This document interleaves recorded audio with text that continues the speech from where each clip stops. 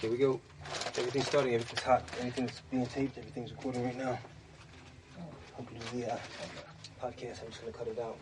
Okay. All right. Yep, everything's running. Oh, come on. Ugh. Hey, babe, I got a new thing to add to the podcast.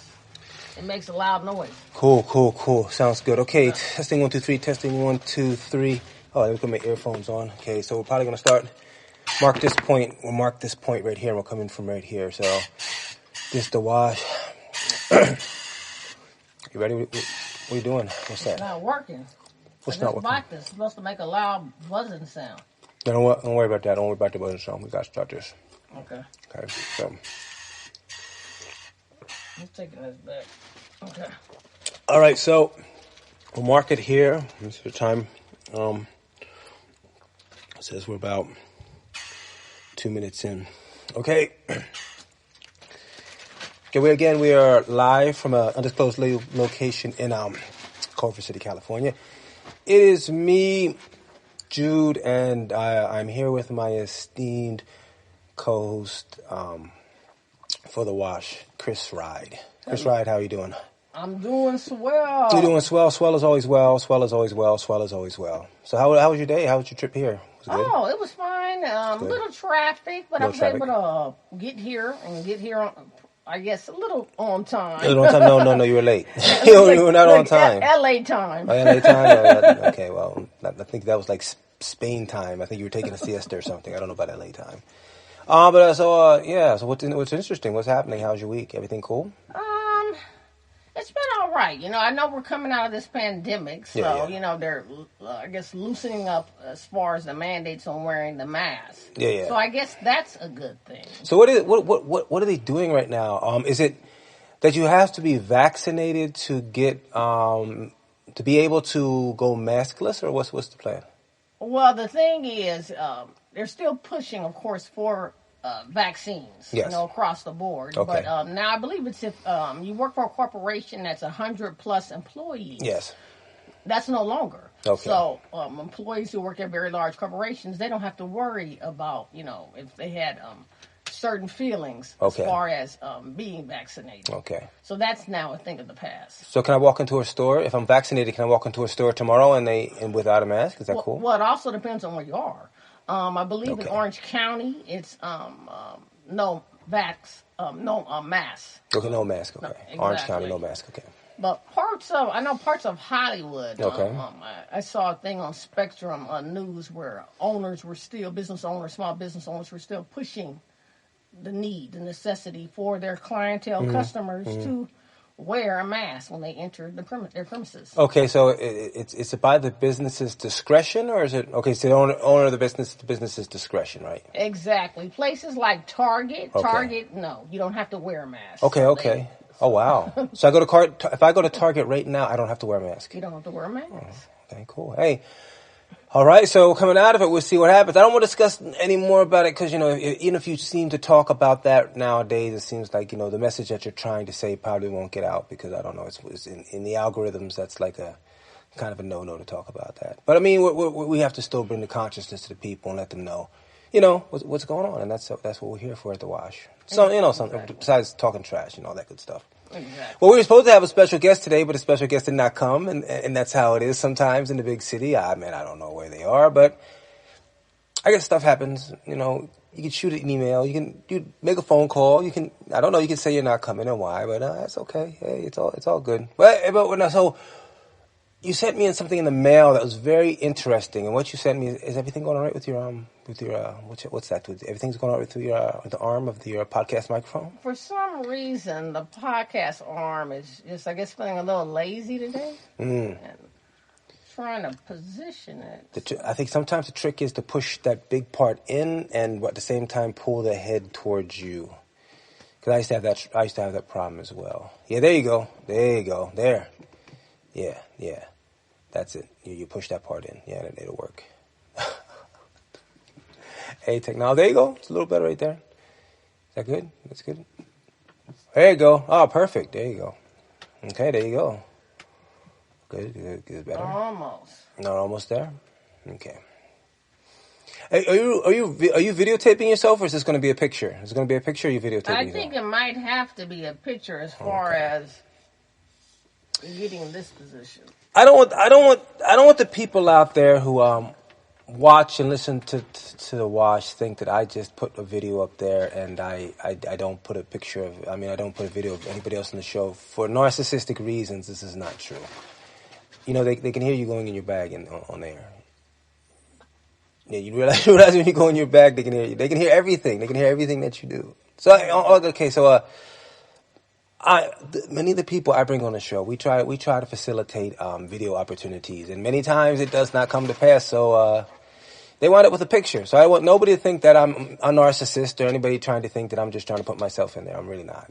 I try to include everybody, but we have technological limitations sometimes, and that's just what it is on a sort of a small market, not small market, small venue podcast, which is all good. But Chris Ryde is fixing her video right there. So you sent me something today, and it was very interesting what you sent me. But I'll let you discuss it, and I'll let you start off the conversation with what you sent me. Because I know it's just amazing when I come up with stuff and I do things and I come up with ideas. There's somewhere in the lexicon that other people catch on to it, and I don't know if they watch what I do. Sometimes I've seen people's podcasts, and I've seen different sort of formats people are doing, and I've been doing this for about a year. Well, we've been doing this for about a year, and yes. I don't know. I think people are I think they're stealing my ideas. I think they're copying off me. I think because the stuff I do, people start doing, and I get no credit. Oh, look, I got no headroom there. Let me scooch. Well, you are a fly, so. I don't know about fly, but all I know is these people. Okay, so you sent me an email today. Tell me. Okay, I want you to tell me verbally what the email said. Okay. Well, the email deals with some of the topics that we've been discussing as far as the Cecil Hotel and the whole mystery around the Cecil, the whole historical background as well. I know, but when you break it down, when you take away the historical and you take away the sort of the lore and the myth and the legends, it comes down to, man, I just think it was something grimy that was done by people who worked there and then had to cover it up. You know, Jay Slay had a whole different philosophy, and you really can't say his is wrong. If you don't know about what Jay Slay said, go back and watch the Cecil Hotel with Elisa Lam, and you will find out. We don't want to discuss it on here. But it's very interesting, Jay Slay's perspective. And okay, that was Flex. You didn't even come in and give your perspective. So right now, feet to the fire, what do you think happened at the Cecil Hotel with Miss Elisa Lam? God rest her soul. Rest in peace, Elisa Lam. Well, I do think that she might have been having an episode, because we've learned a little bit about that she was supposed to be on medication, from her family members. Okay. So I do think that she probably was hearing voices, hearing things. But I also think that there was someone there taunting her. Okay. Someone off camera who knew, of course, the layout of the Cecil. Okay. So I'm wondering, was it an ex-employee? Someone, maybe even a current employee? Because it's interesting, especially that the scene, the footage where we see her entering the elevator and coming back in. It was almost as someone was calling her name, like beckoning her. And they were standing just enough off camera not to be seen. Exactly. Okay, so let's talk about the first one. The first thing that you said is that the thing on the medication, which I'd never looked up the medication. I never looked it up, and I think because of HIPAA, I don't even know if you can look it up. But what they do say, what I have heard from people, professionals in the sort of, psychiatrists, psychologists, the people who are very sort of knowledgeable in those fields, is that when you hear voices, it's schizophrenia. Yes. So whatever medication she was taking was for schizophrenia, but why would you stop taking your medication? Like, does that type of medication make you sleepy? Does it make you maybe introverted? Does it mean, I don't know, why would somebody stop taking that? Well, it could be a host of reasons. For me, for instance, for myself, I'm asthmatic. I don't take my medicine every day. And if you're asthmatic, your doctor would tell you it works best if you take your inhaler daily. Okay, so let me ask you a question. So if there's a fire to happen right here and we had to sprint out of here, like full speed, boom, you'd be in trouble. No, I could make it. You can make it? No, I could make it. It wouldn't be a full Olympic sprint, but Okay. I don't the think average person, I probably could beat them. But you're not Back doing, in the day, I was on the varsity track. okay, but you're not doing any Olympic sprints. You may be fast, okay, but okay. Well, I'm not going to do an Olympic sprint, but I'm gonna pull back from doing the Olympic sprint, but I'll do a trot. Okay, I can't compete with Usain Bolt, but I will make it there before the building burned down to embers. So you're not going to be the last one out. There you go. Okay, I don't know where I'll be. I don't think I'll be the last one out. I'll be somewhere in the middle. I don't know. I'm not a little guy, so it's going to be hard for me to maneuver and stuff like that. And you're kind of slim, so you got an easier way of it. Okay, so that's one thing. Okay, stop taking the medication, but medication always comes up in everything where there's a little bit of intrigue and mystery or something they want to kind of divert you from. They sort of always come up and they mention the medication. Always some medication. So I don't want to go too deep into that. I don't want to make it too conspiratorial. But all I want to say is medication comes up a lot in a lot of things, so I don't know. Exactly. But okay, so she was off her medications, off the meds, just like, the Columbine shooters and everybody else. They're all off their meds.